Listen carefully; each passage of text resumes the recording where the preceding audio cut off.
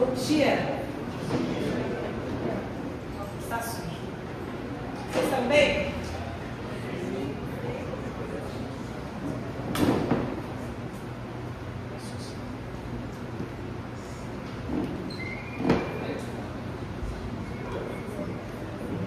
Nós vamos falar um pouco, hoje, semana que vem, sobre o reino de Deus.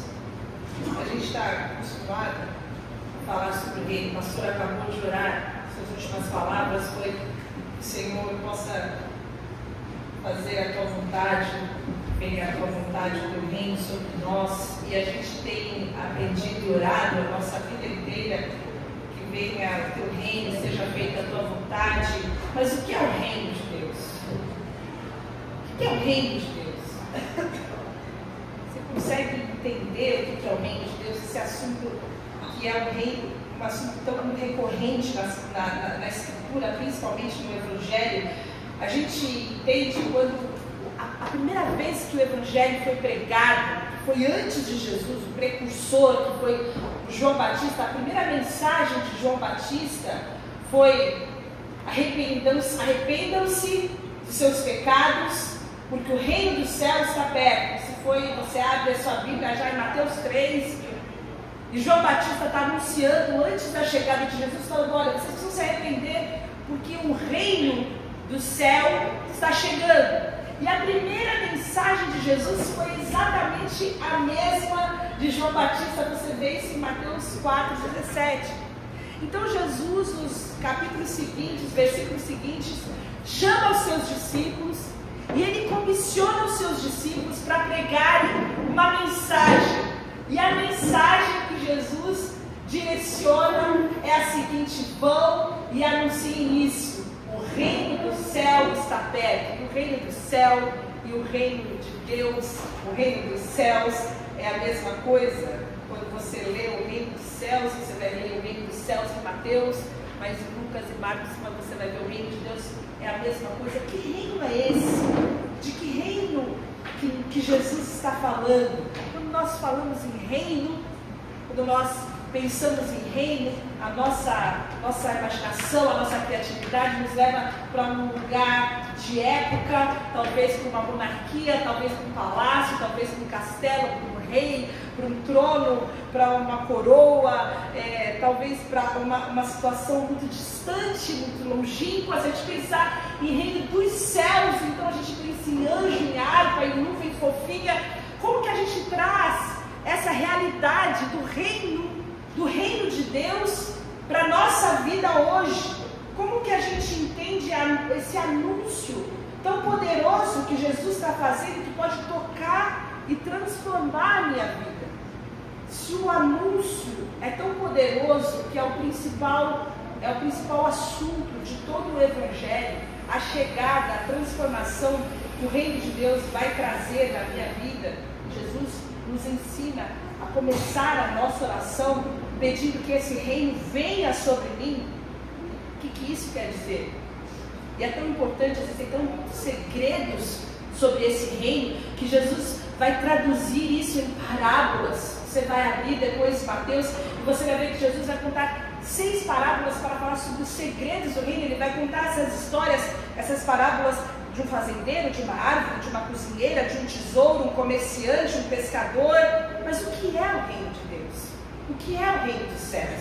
E hoje, basicamente, eu gostaria de pensar com você em 4 conceitos que vai nos ajudar a direcionar o nosso pensamento para que a gente possa, então, juntos, na semana que vem, orar juntos para que esse reino venha e a gente compreenda como que esse reino pode ser introduzido e vivenciado na minha vida. Mas o que é esse reino? O reino de Deus, ele pode ser destrinchado basicamente em 4 conceitos: que o reino de Deus é onde quer que ele se manifeste, ele é espiritual, ele é visível, e ele é presente, ele é agora, e ele também vai se manifestar no futuro. Então a gente vai desenvolver esses 4 conceitos que estão também interrelacionados. Em primeiro lugar, o reino de Deus é aonde quer que o domínio, o governo, o poder de Deus se manifeste. Aí você pergunta: ué, mas Mas a gente não estava cantando agora que Deus é soberano? Que Deus é poderoso, Ele é soberano sobre todas as coisas? Sim, Ele é poderoso e soberano sobre todas as coisas. E existem muitos versículos que falam sobre isso. Salmo 47:2 fala que o Senhor Altíssimo é temível, Ele é o grande rei sobre toda a terra. O Senhor estabeleceu o seu trono no céu e como um rei, Ele domina sobre tudo o que existe. Tem um outro versículo que fala que do Senhor é a terra e toda a sua plenitude, e o mundo e os que nele habitam. Sim, o Senhor, Ele é o rei de toda a terra. Ele é soberano sobre toda a terra. Ele é um Deus todo-poderoso cuja a terra é o estrado dos seus pés. O Senhor está no poder, está no controle de todas as coisas, tudo segue o seu cronograma. Ele é de fato um Deus poderoso, mas nós não podemos esquecer que há uma rebelião em curso. Existe um mal que está nesse mundo. Existe o príncipe do mal que governa esse mundo. Se você ouviu as últimas notícias, se você recebe notícias, eu não sei por onde que você recebe as suas notícias, você vai perceber que o mal parece que se avoluma a cada dia. O mal que parecia que a violência, a maldade estava do lado de fora das nossas casas, agora as notícias que a gente recebe é que as pessoas estão se matando dentro de casa. É que os pais matam os filhos matam os pais, os irmãos se matam, as pessoas vivem em cárceres privados, as mulheres esfaqueiam os maridos nunca mataram tanto as suas mulheres, a desgraça, a violência do lado de fora também é terrível, homens de bem são assassinados por snipers, e a gente está vivendo um caos absurdo porque há uma rebelião em curso. A maldade está em curso. Existe uma descrença, um desamor, um egoísmo. Existem lugares onde o reino de Deus ainda não governa de forma absoluta. Corações onde o governo de Deus ainda não reina. E quando nós estamos falando disso, nós estamos falando que a cada pessoa que se rende ao senhorio de Cristo, o mal perde seu espaço. Cada pessoa onde o governo e o reino de Deus avança, cada vez que a generosidade vence o nosso egoísmo, o mal perde o seu domínio no nosso coração. Cada vez que uma pessoa é perdoada, o mal perde o domínio no nosso coração. Cada vez que uma oração de rendição é feita, o mal perde o domínio no nosso coração e o reino de Deus se manifesta. Nós estamos falando que existe uma rebelião em curso. E enquanto existirem corações onde a maldade ainda impera, onde não houve uma rendição ao governo de Deus, ali ainda o governo e o reino de Deus não se manifestou. Mas todo lugar onde há a manifestação do governo de Deus, ali existe o reino de Deus. Nós sabemos que haverá um momento onde toda a bondade de Deus vai se manifestar.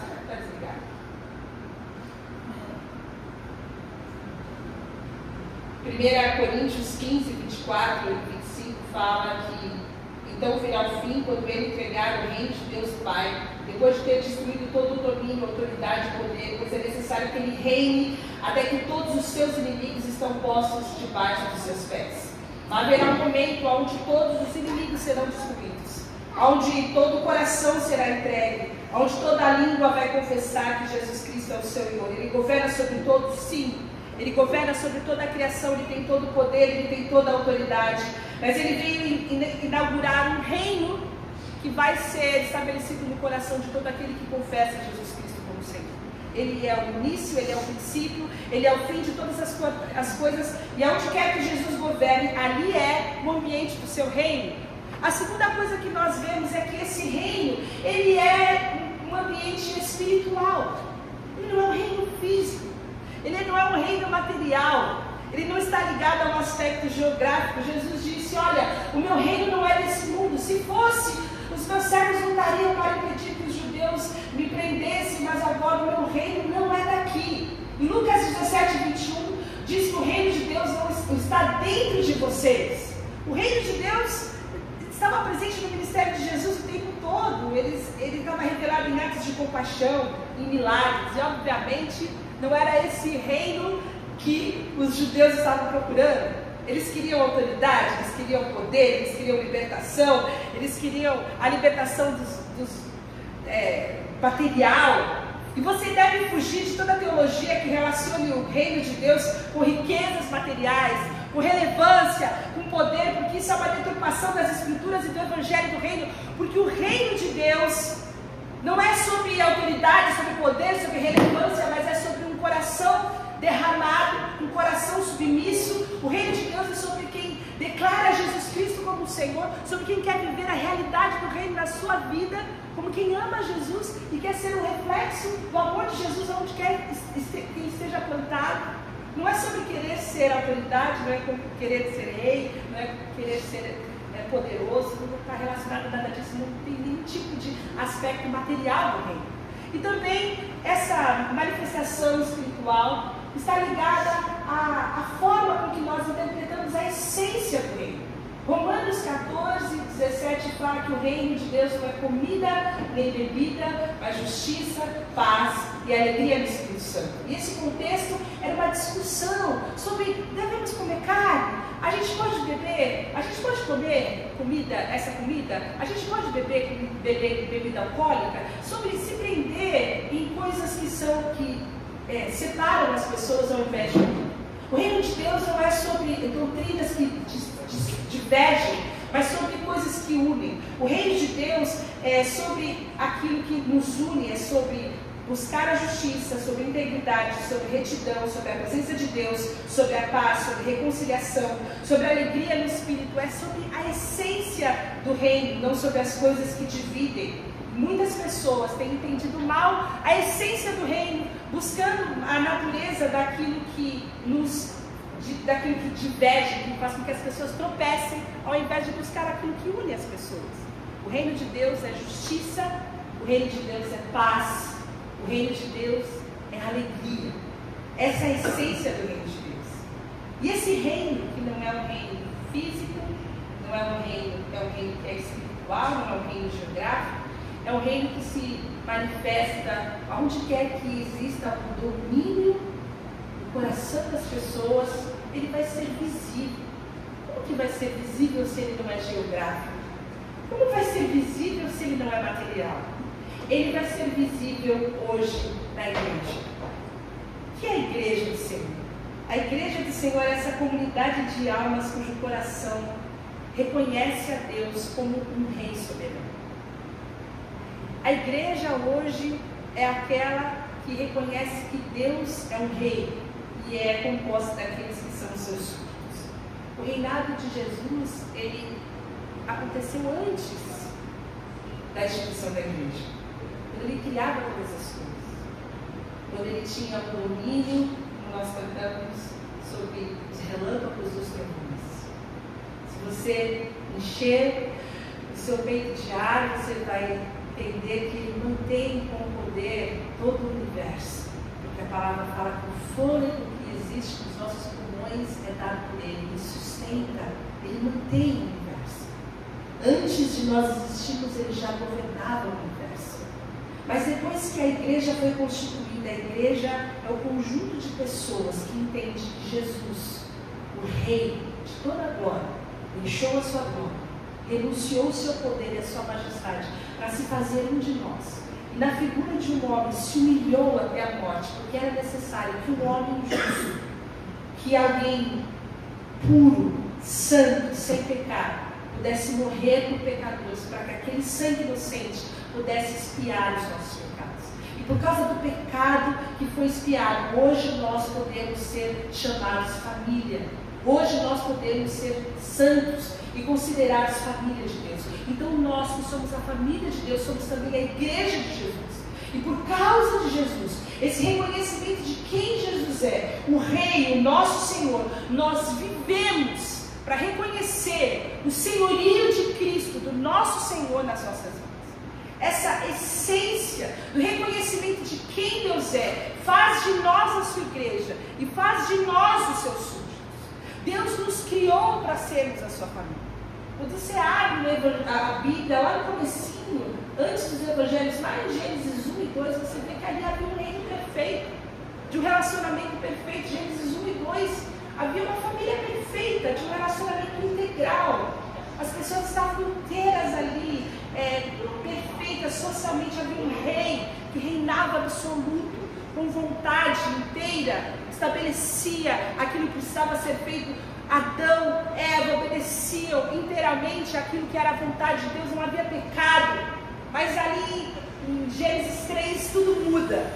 Há uma mudança, um ponto de virada, quando Adão e Eva decidiram ser os seus próprios reis, estabelecerem o seu próprio governo, estabelecerem o seu próprio domínio. Eles não queriam mais que a vontade de Deus, a vontade do Pai fosse feita. Eles queriam ser como Deus. Eles queriam decidir sobre eles mesmos o seu próprio bem e o seu próprio mal. Eles queriam a independência do seu próprio reino. E a partir dessa independência, a humanidade passou a seguir um caminho de centralidade. E essa destruição do pecado trouxe uma destruição também para os relacionamentos. Porque a partir do pecado, nós passamos a ser autocentrados. Tim Keller vai falar que essa autocentralidade do homem trouxe uma autoabsorção. Porque o pecado deixa que o homem, ao invés de pensar de forma coletiva, dessa família perfeita, de sermos vivendo um para o outro, buscando o bem do outro, agora eu vou buscar o meu bem. Porque eu sou o centro de todas as coisas. Então a minha busca é como eu me sinto, como eu estou me saindo, como as pessoas estão me tratando, se eu vou me dar bem na vida, se eu estou sendo tratado com justiça, se as pessoas estão me dando o reconhecimento que eu preciso, se os meus direitos estão sendo reconhecidos, e eu vou vivendo uma vida autocentrada, a minha vida é parada porque todas as coisas orbitam em torno de mim, e essa vida autocentrada, essa vida que só recebe, faz com que eu só me mova em direção ao outro, buscando os meus próprios interesses, as minhas próprias vantagens. E essa vida do meu reino, essa vida da minha vontade, essa vida onde eu busco que o meu reino e a minha vontade sejam sempre prioridade sobre a vida das outras pessoas, vão fazendo com que as pessoas sejam cada vez mais isoladas e sejam usadas como meio para que o meu fim, que a minha vontade, a minha felicidade seja feita. E isso destoa da vontade de Deus para as nossas vidas. Esse não é o propósito de Deus para nós. Isso faz com que o nosso reino viva sempre em ruínas. Nós vamos falar um pouco disso na semana que vem, porque o limite da minha vontade, da minha felicidade, vai ser sempre a vontade, a felicidade e o reino do outro. E nós vivemos então em busca de redenção. Porque nós somos essas pessoas que estamos com as nossas ruínas em nossos relacionamentos, no nosso psicológico, na nossa vontade, nos nossos desejos. Nós precisamos de redenção. A gente guarda no nosso inconsciente coletivo aquela necessidade de um reino que precisa de um rei que vai vir nos resgatar. Existe aquela ideia, aquela lenda das culturas de um rei que vem buscar aquele que está preso na torre e vai vir com a sua espada, que vai destruir o dragão e vai nos levar para um final feliz. E de fato vem um rei com a sua espada, que vai pisar na cabeça da serpente, vai nos levar para um final feliz e vai nos libertar da maldade que nós estamos presos. A grande torre que nós estamos presos, que é a nossa autocentralidade. O rei vem nos libertar. O rei vem nos libertar de nós mesmos, e esse rei vem nos tirar do domínio das trevas e nos trazer para o reino de amor. Esse reino de amor, esse reino do Filho do Amado, é o reino para o qual nós estamos sendo chamados, é o reino de Deus. Colossenses 1,15 fala que Ele nos resgatou do domínio das trevas e nos transportou para o reino do Seu Filho amado. Nós estamos presos em egoísmo, em centralidade. Nós estamos presos na maldade, que é fruto da nossa cultura, é fruto da nossa carne, é fruto dos nossos impulsos, é fruto do nosso ímpeto, que nos prefere sempre em detrimento aos outros. E Deus vem nos resgatar da nossa vã maneira de viver, para que a gente possa viver os princípios do reino. E o texto de Tessalonicenses fala: pois vocês sabem que tratamos cada um como um pai trata seus filhos, exortando, consolando e dando testemunho para que vocês vivam de maneira digna de Deus, que os chamou para o seu reino e a sua glória. Deus nos chamou para o seu reino, Deus nos chamou para a sua glória, e a salvação implica nessa mudança de reino, nessa relação de centralidade, onde não sou mais eu que vivo no centro, onde não sou mais eu que estou assentada no trono, fazendo as grandes decisões da minha vida. Não sou eu mais que estou centrada no trono, querendo que todos venham a mim, e todos tragam a felicidade para mim, e todos me reconheçam, e todos venham a mim para trazer a felicidade para mim, mas eu permito que Deus sente no trono da minha vida, que Ele governe sobre a minha vida, que a vontade dEle seja acima da minha vontade, que o desejo dEle seja acima dos meus desejos, que o reino dEle seja estabelecido através da minha vida, e eu não mais quero que tudo gire em torno de mim, mas tudo vai girar em torno dEle. Se tudo é para você, se tudo é por você, se tudo é para você, pode ser que você esteja sentado no seu trono, porque a palavra de Deus fala em Romanos 11:36, que dele, por ele e para ele são todas as coisas. Dele, por ele e para ele são todas as coisas. Esse é um princípio do reino de Deus. Cristo é o centro de todas as coisas. Quando nós entendemos isso, nós entendemos que a igreja é o lugar onde Cristo está assentado, e todas as coisas se movem em torno dele, todas as coisas acontecem por meio dele, e tudo o que acontece para ele, não só nos movimentos litúrgicos, mas na nossa casa, no nosso trabalho, nas nossas relações, nas nossas redes sociais, nos nossos pensamentos, nos nossos tempos, no nosso secreto. Tudo o que acontece por causa dele. O nosso sustento, a nossa provisão, não é porque a gente é muito bom, a gente é muito inteligente, a gente é muito bem relacionado, a gente chegou lá, não, é por causa dele, porque ele é bom, porque ele é misericordioso, porque ele olhou para nós com graça, porque ele atendeu e ele teve favor para conosco. Não acontece para que a gente seja bem sucedido, acontece para que ele receba toda a glória na nossa vida. É para que ele seja reconhecido na nossa vida, para que as pessoas olhem para nós e vejam Jesus na nossa vida. É para que tudo que aconteça na nossa vida seja um lugar, seja um altar, a nossa vida seja um altar, para que as pessoas olhem para nós e reconheçam Jesus na nossa vida. Isso é viver como igreja, isso é viver como uma igreja que reflete o reino de Deus, um lugar visível, um lugar aparente, onde o reino de Deus é conhecido. E por último, irmãos, o reino de Deus, ele acontece em dois tempos, em dois elementos, um elemento no presente e um elemento no futuro. No presente, porque, como nós estamos falando, Deus é soberano em nossos corações. Agora, hoje, você vai ter uma oportunidade de fazer a sua vontade, de fazer do seu jeitinho, ou de fazer do jeitinho de Deus. Você vai ter uma oportunidade de permitir que Deus reine sobre os seus planos, sobre a sua vontade, sobre os seus desejos, sobre os seus sonhos. Isso é um reino espiritual. Isso é algo que vai acontecer dentro do nosso coração. A cruz de Cristo nos resgatou do nosso estado de rebelião, mas ainda existe muita crise, muita rebelião em curso em nós. Existem ainda lugares de maldade que a luz de Jesus está entrando, está brilhando, está arrancando ali aquele mal. E em cada ato de generosidade que Deus, por sua graça, permite que seja praticado para a glória dele, é um espaço de bondade, de reino de Deus que está avançando dentro de nós. É essa forma que o reino de Deus vai avançar. O reino de Deus vai avançar dentro de nós e através de nós. Agora, hoje, a cruz de Cristo está nos resgatando todos os dias desse estado de rebelião. Aqueles que creem podem orar, venha ao teu reino. Aqueles que desejam romper com esse estado de autoabsorção, com esse estado de centralidade, aqueles que desejam descer da torre, serem resgatados pelo grande rei, já estão manifestando hoje o reino de Deus. Mas existirá um dia no futuro E eu quero ler alguns versículos com você, 2 versículos com você.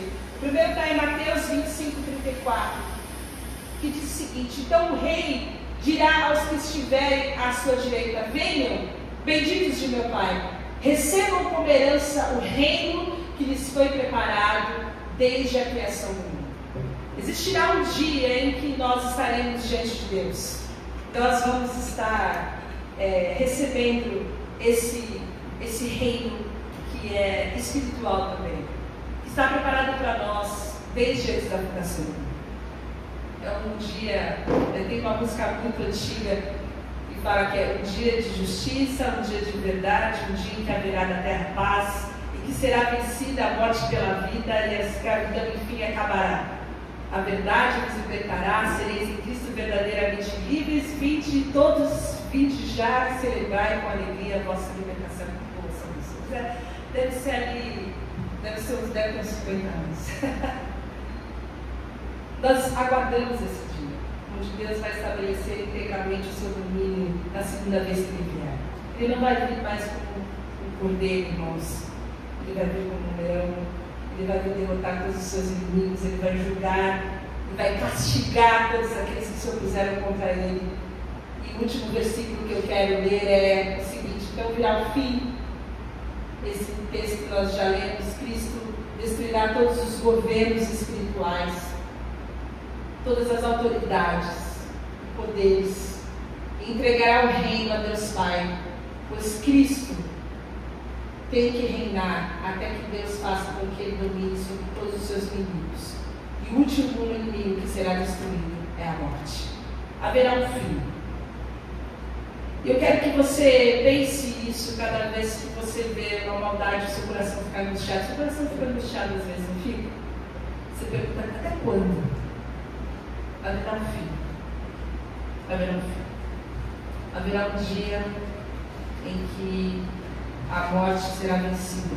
Haverá um dia em que o mal será totalmente destruído.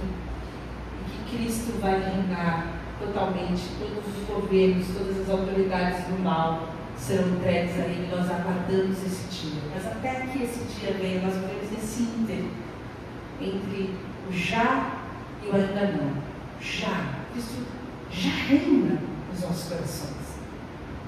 O reino de Deus já chegou. O reino de Deus já está perto, mas ele ainda não veio definitivamente. Ainda existem corações rebeldes que não conhecem a boa mensagem do reino de Deus, que o reino do amor chegou para nos libertar da maldade. Nós não precisamos ficar debaixo da maldade, nós não precisamos ficar debaixo do império das trevas. Nós não precisamos ser egoístas, nós não precisamos ser maus, nós podemos viver o reino do amor. Essa é a grande notícia do Evangelho. A grande notícia do Evangelho não é uma notícia vingativa, a grande notícia do Evangelho não é uma notícia que separa as pessoas, que exclui pessoas. A grande notícia do Evangelho é uma notícia para chamar as pessoas, para que as pessoas venham e conheçam a mensagem do reino do amor. O amor que nos resgata das trevas, o amor que nos arranca da rebelião, o amor que nos tira do reino da maldade, um amor que nos oferece uma oportunidade de sermos transformados, de recebermos a mensagem que nos transforma de dentro para fora, de sermos movidos por um espírito gentil, que não nos aviu, mas vai a cada dia nos transformando para melhor, para que a gente seja movido por paz, por amor, por paciência, por bondade, por longanimidade, por mansidão e por domínio próprio. Eu quero orar para que o reino de Deus seja conhecido por nós, para que o reino de Deus seja visível através de nós. É cansativo viver uma vida autocentrada. Sabe por quê? Porque nós somos frustrados. Sabe por que nós somos frustrados? Porque ninguém nunca vai ser suficiente para preencher todas as suas expectativas. As expectativas que você tem das pessoas, elas nunca vão ser suficientes para serem preenchidas. Nem na sua família, seus amigos, seus clientes, sempre todo mundo vai falhar com você. Se o mundo tiver a responsabilidade de fazer você feliz, se Se o mundo tiver a responsabilidade de te entregar tudo aquilo que você precisa, você está em maus lençóis. O Evangelho chega para te libertar disso, para fazer com que você possa ser livre dessa autoabsorção e viver a sua vida centralizada em Cristo. Permita que Cristo seja a sua vida, que Cristo seja a sua alegria, que Cristo seja a sua felicidade, que Cristo te preencha, que Cristo seja suficiente para você, que Cristo traga a paz que você precisa, a alegria que você precisa, que Cristo possa preencher os seus dias, que a sua música seja adoração, que você possa contemplar a bondade de Deus todos os seus dias, seu coração seja cheio de gratidão. O meu desejo é que você possa levantar do trono, permitir que Cristo se assente no trono da sua vida, porque ao contemplar a beleza do amor de Jesus por você, nenhum outro amor vai ser suficiente para suplantar esse amor. Nenhum outro amor. Não há nenhum outro amor maior que o amor de Jesus. Um amor que se entregou, um amor que nos mantém, um amor que nos suporta como nós somos todos os dias. O amor de Jesus não ficou lá na cruz, não é um amor do passado, é um amor presente, é um amor que nos sustém e nos mantém todos os dias. É um amor para o futuro. Esse é o amor perfeito. E esse amor é a base do reino. É aquilo que nos faz estar ligado a Ele com linhas invisíveis. Por isso, esse é o meu convite. Você permita que um reino de amor invada a sua vida. E esse reino de amor possa se assentar no trono do seu coração. E você, ao invés de viver uma vida autocentrada, viva por causa do amor de Jesus, viva para o amor de Jesus e viva pelo amor de Jesus. Amém? Vamos orar. Senhor, nós te agradecemos pelo teu amor, nós te agradecemos pela tua entrega, nós te agradecemos porque o Senhor veio nos resgatar, nós te agradecemos porque o Senhor veio consertar o problema do pecado, e o Senhor veio nos colocar de volta ao propósito de nós sermos uma família, de nós vivermos em plena comunhão contigo. O Senhor veio resolver o problema da rebelião e o problema da maldade do nosso coração. E eu peço que o Senhor possa permitir que o teu reino invada o nosso coração. Todos os aspectos, todos os espaços do nosso coração, onde ainda nós precisamos ser tratados pelo Senhor, onde existe egoísmo, onde ainda existe maldade, onde nós ainda somos preconceituosos, onde nós guardamos algum tipo de pensamento, injustiças. Senhor, o Senhor conhece o nosso coração muito melhor do que nós mesmos. Nós colocamos a nossa vida para que o Senhor reine em nós, para que o teu governo, para que o teu domínio venha sobre a nossa vida, para que o mundo possa conhecer o que é o reino do amor através das nossas vidas, para que de fato o teu reino seja visível através da igreja, através de cada um de nós, o Senhor possa ser conhecido, para que o mundo seja um mundo melhor por causa da igreja, para que o mundo seja um mundo melhor, porque existe bondade, porque existe partilha, porque existem atos de amor, porque existe um olhar de bondade, porque existe um abraço acolhedor, porque não existem pessoas que são preconceituosas, porque existem pessoas que estão dispostas a ouvir, porque existem pessoas que estão dispostas a se sentar para acolher outras pessoas por causa do amor de Jesus. Nos torna uma igreja efetiva, uma igreja que reflete com atos de amor e bondade o que é o reino de Deus. Eu peço a Deus que o teu reino venha sobre nós e o teu reino se expanda através de cada um de nós, em nome de Jesus. Amém.